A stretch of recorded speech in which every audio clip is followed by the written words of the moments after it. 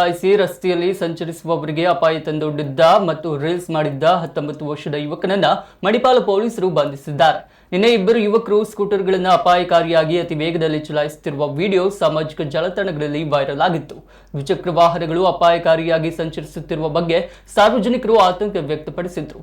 ಕ್ಷಿಪ್ರ ಕಾರ್ಯಾಚರಣೆ ನಡೆಸಿದ ಮಣಿಪಾಲ ಪೊಲೀಸರು ಸಿಸಿಟಿವಿ ದೃಶ್ಯಗಳ ಆಧಾರದಲ್ಲಿ ವಾಹನದ ಮಾಲೀಕ ಪರ್ಕಳ ನಿವಾಸಿ ಆಶಿಕ್ ಎಂಬಾತನನ್ನು ಗುರುತಿಸಿ ಬಂಧಿಸಿದ್ದು, ಈ ಸಂಬಂಧ ಮಣಿಪಾಲ ಪೊಲೀಸ್ ಠಾಣೆಯಲ್ಲಿ ಪ್ರಕರಣ ದಾಖಲಾಗಿದೆ.